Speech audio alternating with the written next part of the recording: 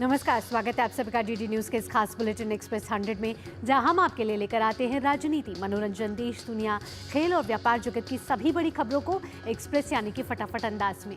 मैं हूं आपके साथ भावना नैयर, तो देखिए खबरें तेज रफ्तार से।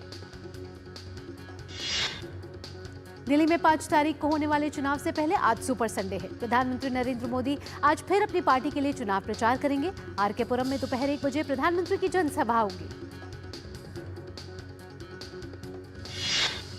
कांग्रेस नेता राहुल गांधी आज बलीमरान विधानसभा में जनसभा करेंगे, वहीं मटिया महल क्षेत्र में भी करेंगे रैली। कांग्रेस नेता प्रियंका गांधी आज सीमापुरी और बाबतपुर विधानसभा में रैली करेंगी। निर्वाचन आयोग ने दिल्ली के मुख्य चुनाव अधिकारी को स्वतंत्र, निष्पक्ष और किसी भी प्रकार के प्रलोभन से मुक्त चुनाव सुनिश्चित करने के लिए सभी आवश्यक उपाय करने का निर्देश जारी किया है। दिल्ली के सभी 70 विधानसभा क्षेत्रों में घर से वोट डालने की सुविधा का बड़े ही उत्साह के साथ स्वागत और उपयोग किया जा रहा है। दिल्ली में 85 वर्ष से अधिक आयु के वरिष्ठ और दिव्यांग मतदाताओं के लिए चुनाव से एक दिन पहले तक 4 फरवरी को घर से ही वोट डालने की सुविधा देने का फैसला किया गया है। राष्ट्रपति भवन का अमृत उद्यान आज से 30 मार्च तक आम जनता के लिए खुल रहा है। सोमवार को रखरखाव के दिन को छोड़कर लोग सप्ताह में 6 दिन सुबह 10 बजे से शाम 6 बजे के बीच उद्यान में आ सकते हैं। 5 फरवरी को दिल्ली में चुनाव, 20 और 21 फरवरी को राष्ट्रपति भवन में आगंतुकों के सम्मेलन और 14 मार्च को होली की वजह से उद्यान बंद होगा। अमृत उद्यान में बुकिंग और प्रवेश निःशुल्क है। इस साल ट्यूलिप के साथ साथ आगंतुक 140 विभिन्न प्रकार के गुलाब और 80 से अधिक अन्य फूल दिख सकेंगे। राष्ट्रपति भवन 6 से 9 मार्च तक अमृत उद्यान के हिस्से के रूप में विविधता का अमृत महोत्सव भी आयोजित करेगा। वक्फ संशोधन विधेयक पर गठित जेपीसी की रिपोर्ट कल लोकसभा में होगी पेश। समिति के अध्यक्ष जगदम्बिका पाल रिपोर्ट सदन में रखेंगे। इससे पहले समिति ने बृहस्पतिवार को लोकसभा अध्यक्ष ओम बिरला को रिपोर्ट सौंप दी थी। उत्तर प्रदेश के मुख्यमंत्री योगी आदित्यनाथ ने बसंत पंचमी के अवसर पर अमृत स्नान में व्यवस्थाओं को 0 एरर रखने के निर्देश जारी किए हैं। उन्होंने निर्देश दिया है कि बसंत पंचमी के अवसर पर पूज्य अखाड़ों की पारंपरिक शोभा यात्रा धूमधाम से निकलेगी। सीएम योगी ने कहा कि ऐसी व्यवस्था सुनिश्चित करें कि संगम स्नान को आने वाले श्रद्धालुओं को कम से कम चलना पड़े। महत्वपूर्ण स्थलों पर एसपी लेवल के अधिकारियों को ट्रैफिक व्यवस्था की जिम्मेदारी सुनिश्चित की जाए। सीएम योगी ने कहा कि ट्रैफिक सिस्टम को दुरुस्त किया जाए, कहीं भी जाम की स्थिति नहीं बनने दें, कहीं भी भीड़ एक दूसरे को क्रॉस करती नजर नहीं आए। उत्तर प्रदेश के मुख्यमंत्री योगी आदित्यनाथ ने मौनी अमावस्या के अमृत स्नान से पहले हुई भगदड़ की घटना के बाद संयमित आचरण के लिए संतों और अखाड़ों की तारीफ की। जूना अखाड़ा के आचार्य महामंडलेश्वर स्वामी अवधेशानंद गिरी जी महाराज ने कहा कि सीएम योगी के अथक प्रयासों से सनातन का सूर्य संपूर्ण विश्व को अलौकिक कर रहा है। साथ ही स्वामी अवधेशानंद गिरी जी महाराज ने महाकुंभ में की गई चाक चौबंद व्यवस्थाओं को लेकर भी सीएम का आभार जताया। महाकुंभ में श्रद्धालुओं की भारी भीड़ उमड़ रही है। बड़ी संख्या में श्रद्धालु प्रयागराज आकर पावन त्रिवेणी में डुबकी लगाकर स्नान कर रहे हैं और अब तक 33 करोड़ से अधिक श्रद्धालुओं ने पवित्र स्नान किया है। सीबीआई ने भ्रष्टाचार के मामले में राष्ट्रीय मूल्यांकन एवं प्रत्यायन परिषद की निरीक्षण समिति के अध्यक्ष और जवाहरलाल नेहरू विश्वविद्यालय के एक प्रोफेसर समेत 10 लोगों को गिरफ्तार किया। सीबीआई ने 400 करोड़ रुपए के पॉन्जी घोटाले के कथित मास्टरमाइंड दीपांकर बर्मन के खिलाफ दूसरा पूरक आरोप पत्र दाखिल किया। डीजीसीए ने टाटा समूह के स्वामित्व वाली एयर इंडिया पर 30 लाख रुपए का जुर्माना लगाया। कंपनी पर आरोप है कि उसने अपने एक पायलट को कुछ नियामकीय आवश्यकताओं का अनुपालन किए बिना उड़ान संचालित करने की अनुमति दी। उत्तर प्रदेश के बहराइच जिले के 90 मदरसों की मान्यता रद्द करने के लिए जिला अल्पसंख्यक कल्याण अधिकारी ने शासन को पत्र भेजकर सख्त कार्रवाई की सिफारिश की है। इन मदरसों की नेपाल सीमा से नजदीकी को देखते हुए इनकी संदिग्ध गतिविधियों पर संज्ञान लिया गया है। कर्नाटक के मुख्यमंत्री सिद्धारमैया के राजनीतिक सलाहकार बी.आर. पाटिल ने पद से इस्तीफा दे दिया।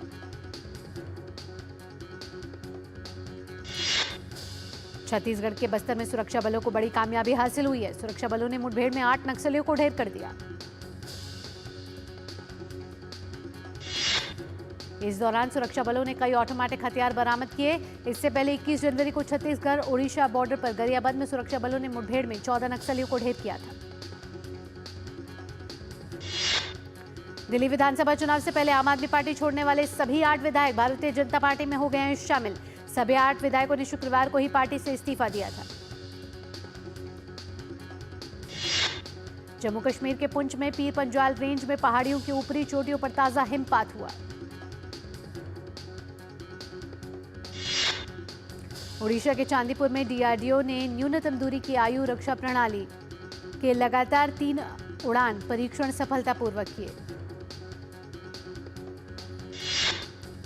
गुजरात के मुख्यमंत्री भूपेंद्र पटेल ने वडोदरा में एमजी वडोदरा इंटरनेशनल मैराथन 2025 को हरी झंडी दिखाई। आईएमडी ने दिल्ली में आज मध्यम से घना कोहरा छाए रहने और अधिकतम और न्यूनतम तापमान 24 से 9 डिग्री सेल्सियस के आसपास रहने की संभावना जताई है। मौसम विभाग ने उत्तर भारत में सुबह और शाम के समय घने कोहरे जारी रहने की संभावना जताई।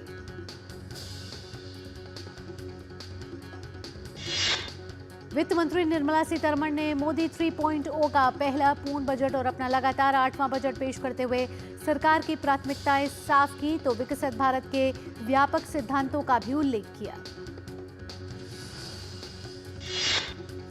केंद्र ने 2025-26 के केंद्रीय बजट में जम्मू कश्मीर को 41,007 करोड़ रुपए आवंटित किए हैं। आम बजट में दिल्ली सरकार को वित्त वर्ष 2024-25 की तुलना में 2025-26 में 100 करोड़ रुपए अधिक आवंटित किए गए हैं। जल जीवन मिशन का कुल बजटीय परिव्यय बढ़कर 67,000 करोड़ रुपए कर दिया गया है। इस मिशन को साल 2028 तक बढ़ा दिया गया है। बजट में शिक्षा के लिए रिकॉर्ड 1.2 लाख करोड़ रुपए आवंटित किए गए हैं, जिसमें डिजिटल इंफ्रास्ट्रक्चर, स्किल डेवलपमेंट और टीचिंग रिजल्ट में सुधार पर फोकस किया गया है। केंद्रीय मंत्री अश्विनी वैष्णव ने कहा कि यह बजट मध्यम वर्ग के लिए बहुत ही महत्वपूर्ण है। केंद्रीय मंत्री अश्विनी वैष्णव ने साथ ही कहा कि केंद्रीय बजट में भारत के एआई मिशन और सेमीकंडक्टर मिशन पर पूरा ध्यान दिया गया है। रक्षा मंत्री राजनाथ सिंह ने केंद्रीय बजट का स्वागत करते हुए कहा कि यह शानदार बजट है। इस बजट में समाज के सभी वर्गों की चिंता की गई है। केंद्रीय मंत्री जेपी नड्डा ने बजट को विकसित भारत के संकल्प को मजबूती प्रदान करने वाला बताया। उन्होंने कहा कि गरीबों और किसानों के लिए यह बजट कल्याणकारी है। केंद्रीय मंत्री शिवराज सिंह चौहान ने भी इस बजट को आत्मनिर्भर भारत का बजट बताया। उन्होंने कहा कि इस बजट में कृषि और किसानों के कल्याण पर सर्वोच्च ध्यान दिया गया है।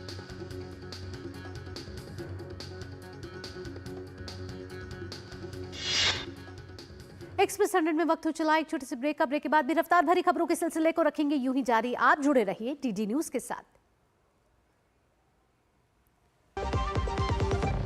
सर, आप ये बिल उस काउंटर पे जमा कर दीजिए। आंटी जी, मुफ्त इलाज की बधाई हो। मुफ्त इलाज? हाँ, मुफ्त इलाज। भाजपा सरकार बनते ही दिल्ली वालों को 10 लाख तक के मुफ्त इलाज की गारंटी। कमल का बटन दबाएं, भाजपा को जिताएं। मेरी पसंद। मेरी पसंद। मेरी पसंद। मेरी पसंद। हमारी पसंद। हम सबकी पसंद। मजबूत देश का मजबूत सरिया हो गया स्टील। ब्रेक के बाद आपका स्वागत है। आप देख रहे हैं एक्सप्रेस 100। रफ्तार भरी खबरों के सिलसिले को बढ़ाते हैं आगे।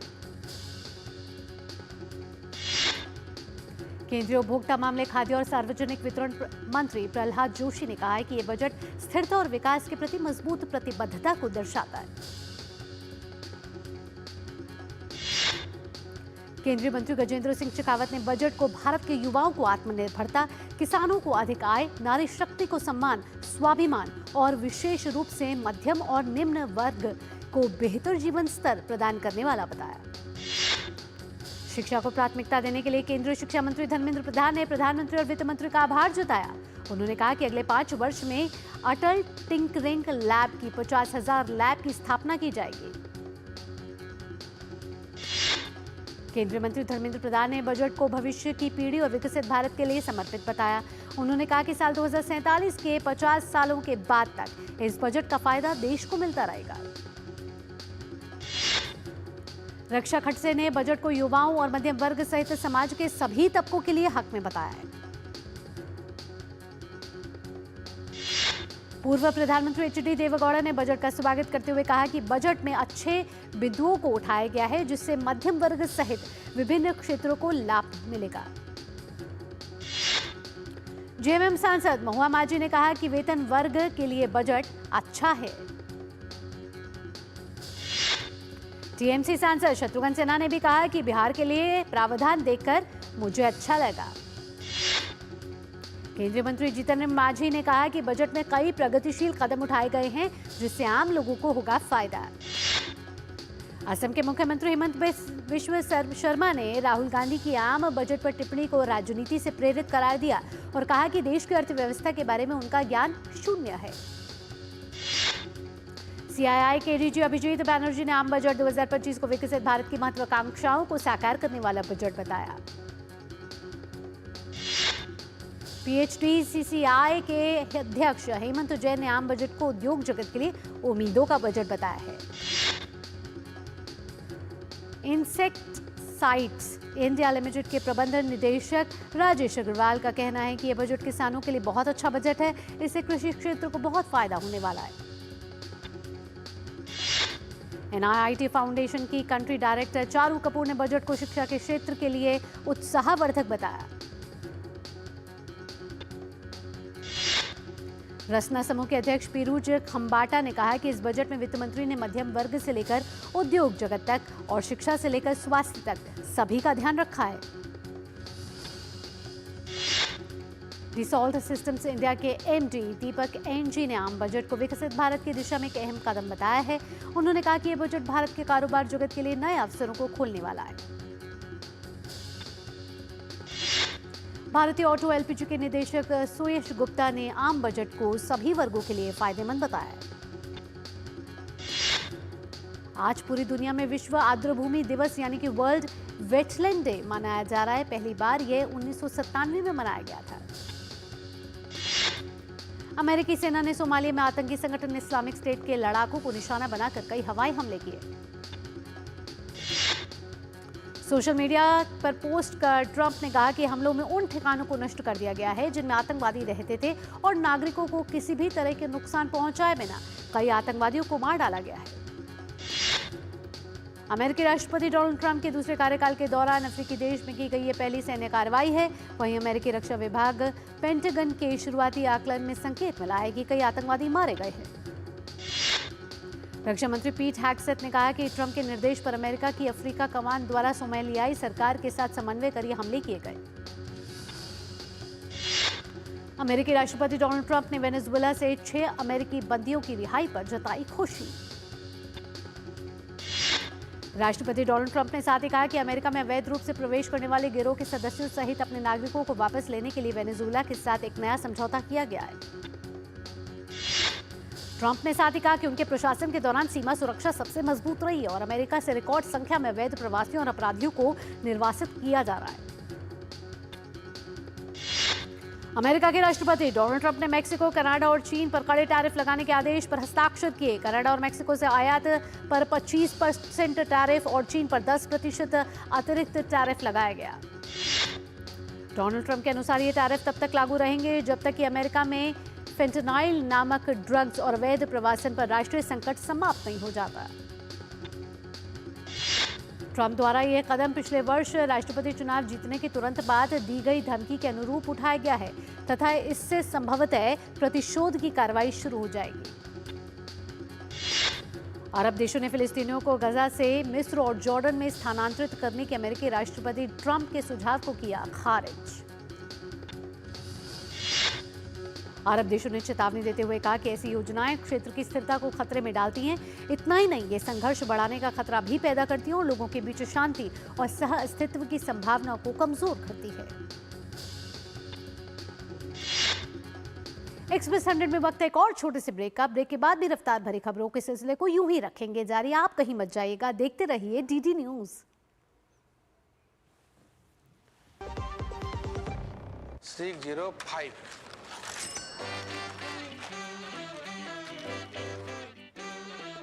बदलो बदलो, आदत बदलो।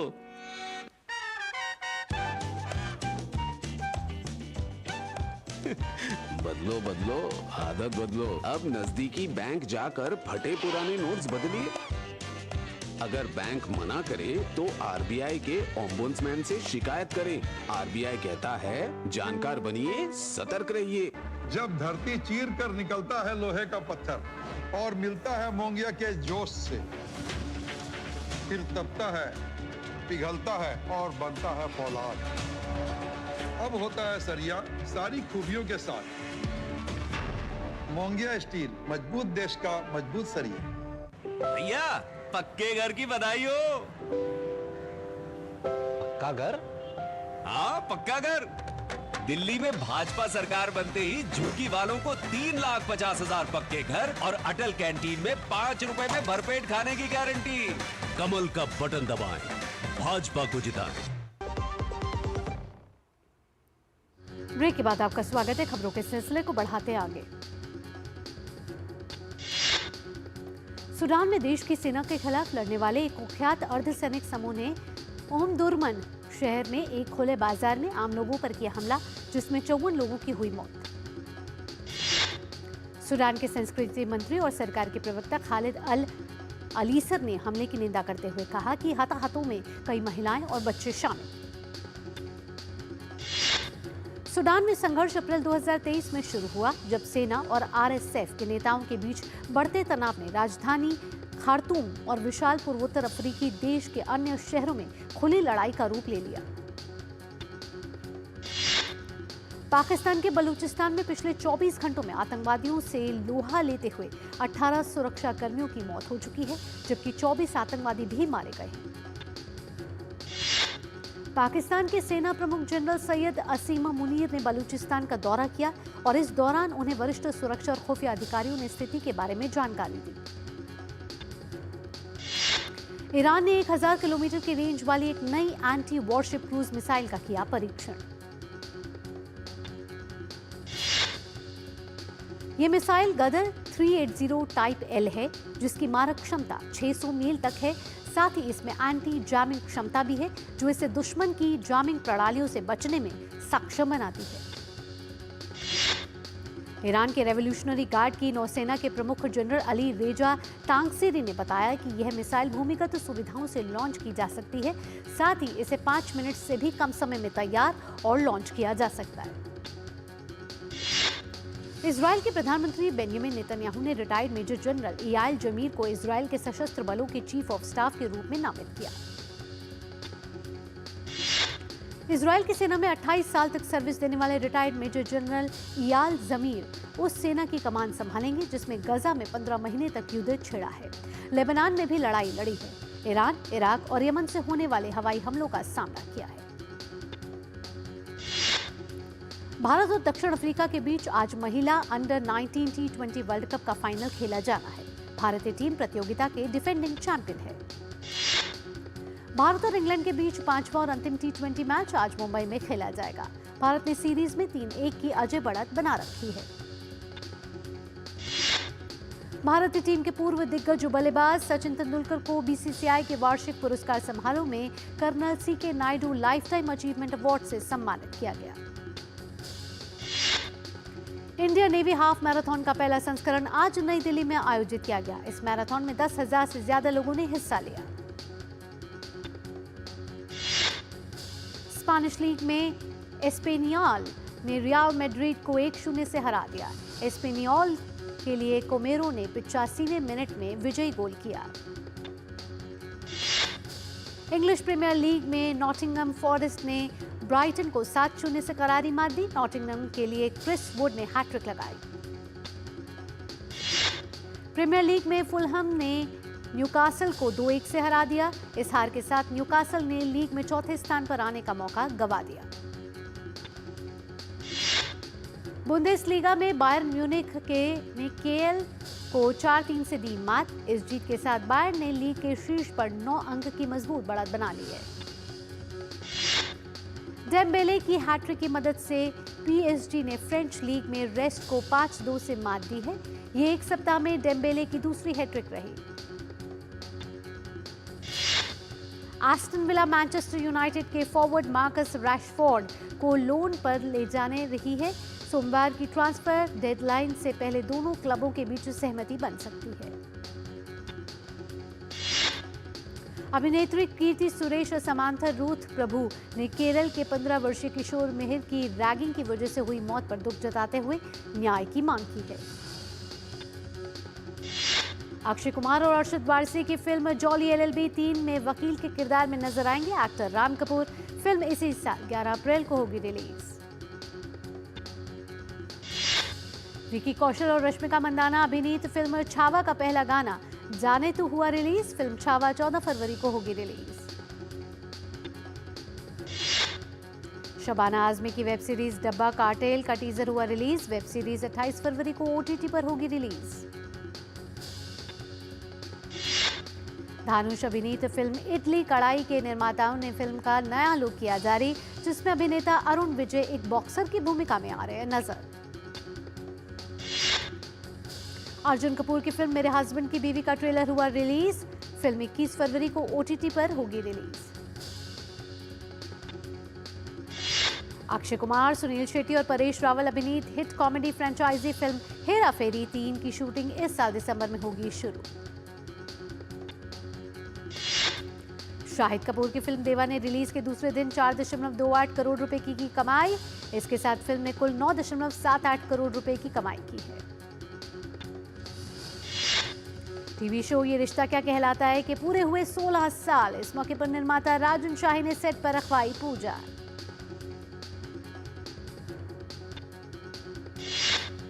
और मार्वल सिनेमैटिक यूनिवर्स ने वापसी को लेकर अभिनेता क्रिस इवांस ने दी प्रतिक्रिया। उन्होंने कहा कि वह कैप्टन अमेरिका के रूप में पर्दे पर नहीं दिखाई देंगे।